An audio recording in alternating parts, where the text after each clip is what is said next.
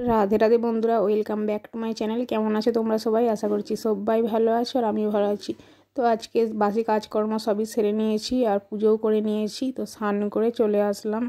তো পুজো তো দিয়ে দিয়েছি স্নান করে, আর চলে আসলাম রান্নাঘরে। তো জলখাবার খেয়ে নিয়েছি। আর এখানে যে রান্নাঘরটা তো আগের দিন পরিষ্কার করেছিলাম, কিন্তু এই যে এখানটায় ঝাল মশলা রাখা হয়, তো এখান ঝাল মশলার জায়গাটা সেদিনকে মোছা হয়নি। তো আজকে ভাবলাম এখানটা মুছে পরিষ্কার করে নিই।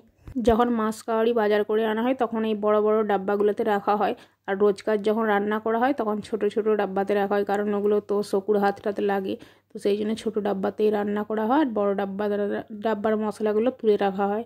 তো এখানটাতে যে মুছে পরিষ্কার করছি, আর ওদিকে জল খাওয়ার যে খেয়েছিলাম সেই বাসনগুলো মেজে ধুয়ে নিয়েছি। আর আমি এখানেটাই পরিষ্কার করছি। আমার দেখো একটা জায়ের মেয়ে এসছে, সে আমার সাথে এসে গল্প করছে আর বক বক করছে। তো এখানটাতে মুছে পরিষ্কার করে নিলাম। আর এই যে এই ডাব্বাগুলো সব নিচে নামিয়ে দিয়েছিলাম, ডাব্বাগুলো মুছে নিয়েছিলাম ভেজা কাপড় দিয়ে। তো মুছে এখানটায় রেখেছি, যখন ওখানটা শুকনো হবে, তো ওখানটা শুকনো হলে তখন ওখানটা গুছিয়ে নেব। তারপরে এই যে রান্না বান্না করব, তো রান্নার জোগাড় করছি। আর এগুলো হলো গেঁড়ি গুগলি। তো অনেকে অনেক জায়গায় গেঁড়ি গুগলি বলে, তো আমরা এখানে গেঁড়িই বলি। তো এটা গেঁড়ি ছাড়াচ্ছি। তো এই গেঁড়িটা তুলে আনা হয়েছে। আমাদের তো আর পুকুর নেই যে পুকুর থেকে তুলে আনবো। আমাদের ঘরের সামনে পিছনটার দিকে যে মাঠ আছে, ধান জমিটা, তো এই ধান জমির মধ্যে প্রচুর গেঁড়ি হয়েছে। তো সেই গেঁড়িটা তুলে আনা হয়েছিল, আমার যা তুলে এনেছিল আর আমাকে কয়েকটা দিয়েছে, যে ছাড়াচ্ছি বসে বসে।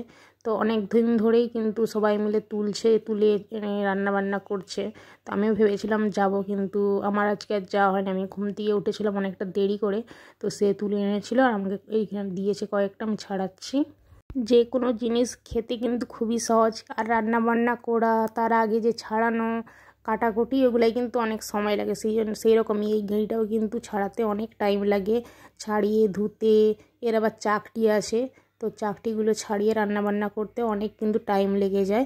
আর এই গেঁড়িগুলোও কিন্তু ছাড়াতে আমার টাইম লেগেছিল 1.25 ঘন্টার মতো। ছোটো ছোটো গেঁড়ি তো, তাই ছাড়াতে অনেক টাইম লাগে। বড় হলে কিন্তু এতটা ছাড়াতে টাইম লাগে না। তো ফাইনালি এই যে আমার গেঁড়িটা ছাড়ানো হয়ে গেছে। তো এখন আমি এই যে ধুয়ে নিচ্ছি। তো এটার মধ্যে প্রচুর হড়হড়ে ভাব থাকে আর নোংরা থাকে, তো ওরা তো মাটির মধ্যে থাকে। তো সেই জন্য এই যে নুন দিয়ে নিয়েছি, নুন দিয়ে ভালো করে ঘষে দিলে ফেনা ফেনা ভাব হয়, তো ওটা কেটে যায় আর ভালো পরিষ্কারও কিন্তু হয়ে যায়। অনেকেই আছে কিন্তু এইসব জিনিস খায় না, খেতে পছন্দ করে না। তো সত্যি বলছি, আমরা কিন্তু ছোটোবেলার দিকে এইসব জিনিস খাই আর খেতেও অনেক ভালোবাসি, আর রান্না করলে খুব সুন্দর খেতে লাগে। তো তাই আমাদের কোনো আমার বলতে কোনো দ্বিধা নেই। তো আমরা এইসব জিনিস খাই আর খেতেও ভালোবাসি, আর এগুলোতে অনেক ক্যালসিয়াম থাকে খেলে। তো অনেকে আবার পছন্দ করে না। তো যাই হোক, এইসব নিয়ে আমি আর কিছু বলছি না। তো যারা ভালোবাসে না, তো তারা ভালোবাসে না, আমি তো খেতে ভালোবাসি। তো ফাইনালি আমার ধোয়া কমপ্লিট হলো। আর এখানে এই যে ডাব্বাগুলো, তো এখানটা ভালো করে শুকিয়ে গেছে জায়গাটাও। তো ভাবলাম যে রান্না বান্না তো করবো, সামনেটা ওখানটা দাঁড়িয়ে রান্না করতে হবে। তো ডাব্বাগুলো গুছিয়ে নিই, শুকিয়ে যখন গেছে তারপরে রান্না বান্না করবো। তো তাই এগুলো গুছিয়ে নিচ্ছি। আর আমার এই মাসের এখনও মাছ কাওয়ারি বাজার কিন্তু তোলা হয়নি, তো যাব বাজার করতে। তো এখনও লিস্ট বানানো হয়নি। বড়মশাই বললো আমাকে লিস্টটা বানিয়ে দেবে, যা যা নেই দোকান বাজার আমি সব এনে দেবো। তো ডাব্বাগুলো এখানে গুছানো কমপ্লিট করে চলে আসলাম। যে জল ভরতে, জল ছিল না, তো জলটা ভরে নিলাম। আর এই যে দেখো, আমার মেয়ের জুতো কিনে এনেছে ওর বাবার সাথে গিয়ে, ওর স্কুলে যাওয়ার জুতো ছিঁড়ে গেছে। তো বাবাকে বলল, তো ওর আর ওর বোনের দুজনেরই জুতো কিনে এনেছে। তো সেটাই যে তোমাদের সঙ্গে শেয়ার করলাম। তো তারপরে চলে আসলাম এই যে ছাদে। সকালবেলা অনেকগুলো জামা কাপড় কাচার ছিল, তো সেই জামা কাপড়গুলো এই যে মিলিয়ে দিয়েছিলাম। আর এখন আজকে দেখো প্রচুর রোদ বেরিয়েছে কিন্তু, আর রোদ যেরকম গরমও সেরকম। তো জামা কাপড়গুলোকে তো উল্টে পাল্টে দিলে ভালো শুকনো হয়ে যাবে। রোদরা বেরিয়েছে, শুকনো তো হয়ে যাবেই, কিন্তু এই উল্টে দিলে ভালো আরও শুকনো হয়ে যাবে। তো ওই জন্য ভাবলাম যে রান্না তো করবো, তো রান্না করতে অনেকটা দেরি হবে, তার আগে জামা কাপড়গুলো উল্টে দিয়ে যাই। তো জামা কাপড়গুলোকে উল্টে পাল্টে দিলাম। আর যে জিনিসগুলো শুকনো হয়ে গেছে, তো সেইগুলো ভাবলাম যে নিয়ে চলে যাই। একটু একটু ভিজে ছিল, তো দড়িয়ে আবার মিলে দেবো। তো তারপরে ছাদ থেকে নিচে নেমে চলে আসলাম। আর এই যে সবজি কাটতে বসেছি, রান্না হবে। তো এই ভেন্ডি নিয়েছি, ভেন্ডিগুলো আগের দিন ছিল, শুকনো হয়ে যাচ্ছে। শুকনো বলতে ফ্রিজেই ছিল, তো অনেক দিন তো হয়ে গেছে, একটু কেমন কেমন হয়ে গেছে। তো ভাবলাম রান্না করব, কিন্তু আজকে আর করবো না। তো চিচিঙ্গা ভাজা করব। তো সেই জন্য চিচিঙ্গাটাই যে কাটছি বসে বসে। আমার তো বঁটিটার প্রবলেম ছিল, বড়মশাই সারিয়ে এনে দিয়েছিল, কিন্তু ঠিক হয়নি। ওই যে বললাম আগের দিন খুলে গিয়েছিল, তারপর আর দোকানে নিয়ে যাওয়া হয়নি। তারপর বঁটিটা পাঠাতে হবে, নাহলে সবজি কাটতে প্রচুর অসুবিধা হচ্ছে। আমি তো আর ছুরিতে সবজি কাটতে পারি না, আমার বঁটিতেই সব কিছু করা হয়, তো সেই জন্যে আমার খুবই অসুবিধা হচ্ছে। তো যাই হোক, সবজি কাটা কমপ্লিট করে এখানে যে মাছটা নুন হলুদ মাখিয়ে নিয়েছি, চুনো মাছ আর চাকা মাছ, তো 2 রকম মাছ আজকে হবে। তো এদিকে আমি রান্নাটাও বসিয়ে দিয়েছি, একদিকে ভাত হচ্ছে আর একদিকে মাছ ভাজা বসিয়ে দিয়েছি। বড় মাছটা তো ভাজা হয়ে গেছে, ওটা তো তুলে নিয়েছি। আর এদিকে ছোটো মাছটা আমি এখন ভাজা করব। তো ছোটো মাছটা পড়েছিল বড়শিতে, ধরেছিলাম। আমাদের মাঠে এখন আর মাছ পড়ছে না, চুনো মাছ, এই পুঁটি মাছগুলো এখন পড়ছে আমাদের খালে। যেই খালটা তোমাদেরকে দেখিয়েছিলাম, ওই খালের মধ্যে এখন পুঁটি মাছ পড়ছে। কালকে তো বিশ্বকর্মা পূজা ছিল, আর আজকে তো বৃহস্পতিবার, কালকে বুধবার ছিল। বিশ্বকর্মা পূজাতে মেয়েদের স্কুল ছুটি ছিল, তো বড় মেয়ে আর আমি দুজনে মিলে মাছ ধরেছিলাম, প্রায় 200-র মতো। তো মাছটা বেছে কালকে ফ্রিজে রেখে দিয়েছিলাম, কালকে নিরামিষ ছিল, খাওয়াইনি। আর আজকে যে টক করেছি, টক করব। তো বড়মশাই বলেছে টক করতে, টক খাবে, তো সেই জন্য টক করব মাছটা ভাজা হয়ে গেলে। তো এখন মাছটা যে এদিকে ভাজা বসিয়ে দিয়েছি। আর চুনো মাছটা আমি ভালো করে এখন ভেজে নিচ্ছি। চুনো মাছ খেলে কী হবে বলো তো, প্রচুর তেল লাগে চুনো মাছে, তাই না? চুনো মাছ খেলে প্রচুর তেল লাগে। আর এই চুনো মাছ গাঁথি জালে পড়লে অতটা টেস্টি লাগে না, কিন্তু বড়শিতে ধরলে খুবই টেস্ট লাগে মাছের। তো আমাদের এখানে অনেকেই অনেক অনেক অনেক মাছ পাচ্ছে, আমরা তো অত ধরতে পারি না। আর যে পায় অনেকেই 500, 600, 1 কেজি করেও কেউ কেউ পেয়ে যায়। তো এতটা পরিমাণে মাছ পড়ছে। তবে এই ছোটো ছোটো পুঁটি মাছ কিন্তু টাটকাই ভালো লাগে, সঙ্গে সঙ্গে পড়লে 1 দিন বা 2 দিন রেখে ফ্রিজে টাটকাই খেতে ভালো লাগে, বেশি দিন থাকলে কিন্তু ভালো লাগে না খেতে। তো যাই হোক, মাছগুলো তো ভাজা হয়ে গেছে, এদিকে তুলে নিয়েছি। আর এদিকে মাছের ঝাল করছি, বড় মাছটা ঝাল করব আর পুঁটি মাছটা টক করব।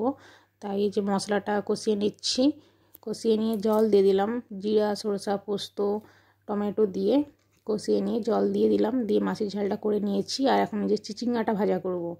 তো চিচিঙ্গা ভাজার জন্য তো অনেকই তেল লাগে, চিচিঙ্গাটা ভাজতে অনেক টাইম লাগে আর অনেক তেলও লাগে।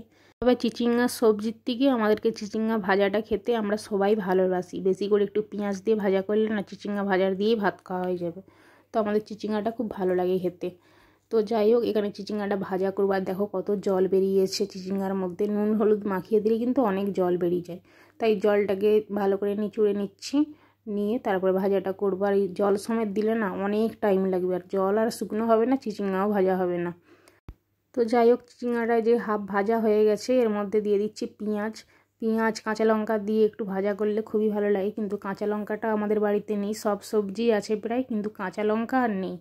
তো কাঁচা লঙ্কাটা আজকে আর দিচ্ছি না, এমনি পেঁয়াজ দিয়ে ভাজা করে নিলাম চিচিঙ্গাটা। তারপরে যে পুঁটি মাছের টক করছি তেঁতুল দিয়ে, তো তেঁতুল দিয়ে টক করলে কিন্তু খুব সুন্দর খেতে লাগে।